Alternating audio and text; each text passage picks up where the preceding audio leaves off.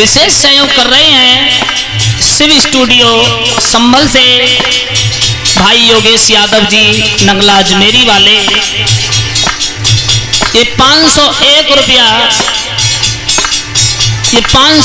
रुपया Shiv studio channel संभल की तरफ से आए हैं और 501 रुपया समाधि बाबा आश्रम यूट्यूब चैनल के माध्यम से आए हैं। इस माध्यम से जो आप कथा चैनल पर सुन सकेंगे। जीवन बेकार भजन बिना, जीवन बेकार भजन बिना,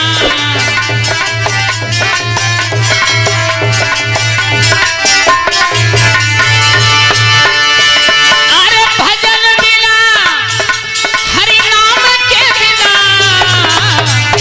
जीवन बेकार भजन बिना, जीवन बेकार भजन बिना।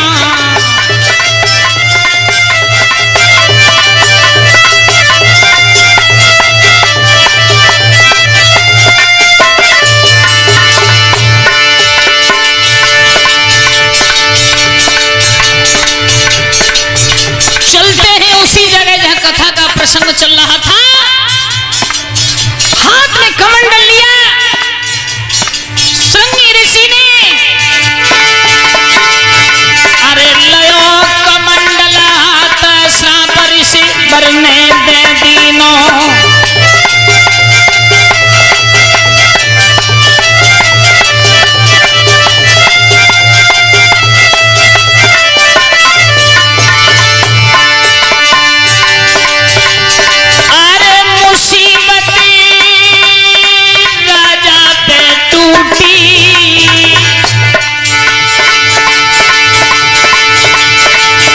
और समय समय बलवान हार को निकल गई खूंटी।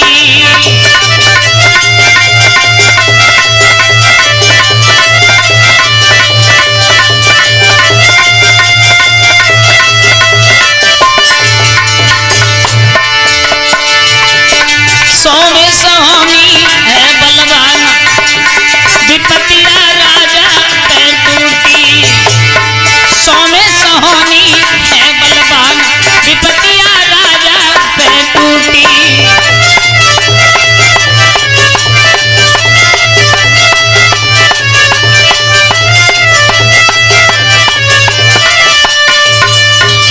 आज उसी समय महाराज परीक्षित को श्राप दे दिया है। जिस समय परीक्षित को श्राप लगा, कुछ समय बाद ऋषि की आंखें खुली हैं। जिस समय आंखें खुली, ऋषिराज ने कहा बेटा ये तुमने अच्छा नहीं किया, क्योंकि ये बड़ा ही धर्मात्मा राजा है। इस धर्मात्मा राजा को तुमने श्राप देकर के अच्छा नहीं किया। चलो राजा से क्षमा मांगेंगे। हाथ में कमंडल लेके ऋषिराज अपने बेटा को लेकर के महाराज परीक्षित से क्षमा मांगने के लिए चले। जिस समय क्षमा मांगने के लिए गए हैं, क्या देखा? परीक्षित को भी पश्चाताप हुआ है, क्योंकि महाराज परीक्षित ने जिस समय मुकुट उतार के रखा, मुकुट को जब उतारा तो एक ही चीज देखी, उन्हें याद आया कि हमने एक संत का अपमान किया। इतने शब्द सुनने के बाद संत का जो अपमान, महाराज पश्चाताप कर रहे हैं, सोच कर रहे हैं। तब तक समीघ श्रृंगी को लेकर के पहुंच गए हैं। एक ही जवाब दिया, कहा महाराज मेरे पुत्र ने तुम्हारे लिए श्राप दिया है, 7वें दिन तुम्हारी मृत्यु हो जाएगी। वो नाग 7वें दिन जिंदा होकर के तुम्हें डस लेगा। सज्जनों, उसी समय महाराज परीक्षित ने निश्चय किया कि अब हम अपने मोक्ष का मार्ग ढूंढना चाहिए। ऋषि महात्मा हस्तिनापुर की ओर दौड़ने लगे। क्यों? आजकल भी देखो, अगर किसी को ये पता चल जाए कि आज कोई भी इंसान बीमार है तो कितने लोग, कितनी भीड़ इकट्ठी हो जाती है, क्योंकि महाराज परीक्षित का ये चारों तरफ फैलाव हो गया कि 7 दिन के बाद ये राजा दुनिया से चला जाएगा। पिंबलाद, छपाशुल्क, अंगिरा, भृगु, वशिष्ठ, मार्कंड सब ऋषि महात्मा राजा के दर्शन करने के लिए जाते हैं। सब ऋषि महात्माओं ने कहा महाराज अब तुम राज त्याग दीजिए। परीक्षित ने अपने पुत्र जन्मेजय को बुलाया है और जन्मेजय को बुला करके उसी समय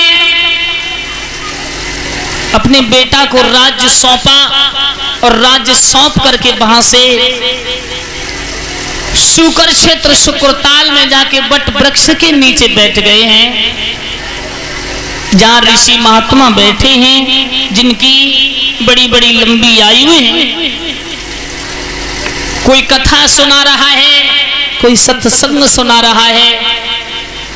उसी बीच में देखा, क्या देखा, 12 वर्षीय बालक जिन्होंने तोता के रूप में भगवान शिव से वो अमर कथा सुनी, वही सुखदेव पधारे हैं।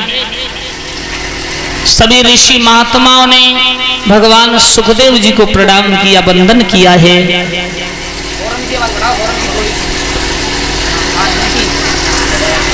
जैसे प्रणाम किया,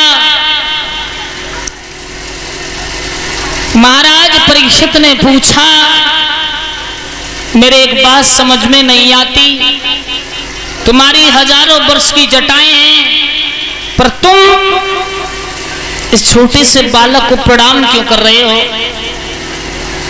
सज्जनों, पिंबलाद ऋषि कहने लगे बेटा परीक्षित इनकी उम्र जरूर छोटी है, हम इनकी उम्र को प्रणाम नहीं कर रहे। इनके अंदर जो 4 वेद, 6 शास्त्र, 18 पुराणों की कला है, हम उस कला को प्रणाम कर रहे। सुखदेव आगमन हुआ है, परीक्षित पलोती मार के बैठ गए हैं। सुखदेव ने कहा बेटा आप प्रश्न करना, हम आपके प्रश्नों का उत्तर देंगे। परीक्षित का पहला प्रश्न है महाराज मैं ये पूछना चाहता हूं ये संसार कैसे बना? जवाब दिया आदि अजन्मा परम पिता परमात्मा श्री हरि नारायण वासुदेव अमर जो कभी नहीं मरता, अविनाशी जिसका कभी नाश नहीं होता, अजन्मा जो कभी किसी की कोख से जन्म नहीं ले सकता, उस आदि शक्ति भगवान परमपिता परमात्मा की इच्छा हुई, पसीने की एक बूंद गिरी, एक सुंदर बालक पैदा हुआ। पूछा मेरा नाम क्या है? जवाब दिया तुम्हारा नाम विष्णु है। पुनः एक बूंद फिर गिरी पसीना की, एक सुंदर बालक फिर उत्पन्न हुआ। पूछा रोते हुए उस बालक ने तुम्हारा नाम क्या है? जवाब दिया तुम पैदा होते ही रोए हो, मैं तुम्हारा नाम रुद्र रखता हूं, भगवान शिव जी का अवतार हुआ है। भगवान विष्णु की नाभि से कमल का पुष्प निकला और उस कमल के पुष्प से अधोगति ब्रह्मा की उत्पत्ति हुई। आकाशवाणी हुई ब्रह्मा तप करो और सृष्टि की रचना करो। ब्रह्मा ने 10,000 वर्ष तप किया और सृष्टि विस्तार करने को तैयार हुए हैं। सबसे पहले 5 चीज ब्रह्मा ने बनाई हैं, समय, महा, मोह, तम और चरु। दूसरी सृष्टि में सनक, सनंदन, सनत कुमार, सनातन 4 ऋषियों को बनाया। तीसरी सृष्टि में इंसान को बनाने से पहले ज्ञान देने वाले की जरूरत अवश्य है, ज्ञानदाता बनाया है।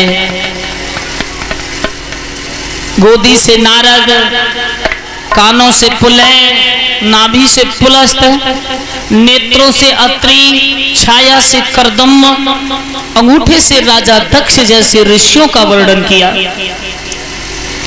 मुख से सरस्वती को पैदा किया है। अपने शरीर को बीच में से फाड़ा, दाहिने अंग से स्वयं मनु, बाएं अंग से शत्रुपा नाम की स्त्री को पैदा किया। सज्जनों, दोनों से कहा तुम जाओ भूतल पर और सृष्टि की रचना करो। दोनों से 2 पुत्र 3 पुत्री पैदा हुए हैं। 2 पुत्र हैं देवहूति, प्रसूति, आकृति। महाराज उत्तानपाद और प्रियव्रत नाम के 2 पुत्र पैदा हुए हैं। सुखदेव जी कह रहे हैं, हे महाराज परीक्षित, वो दोनों बड़े ही महान बलवान हुए। परीक्षित ने कहा, ये जीव जंतु पेड़ पौधे कहां से उत्पन्न हुए? जैसे सोना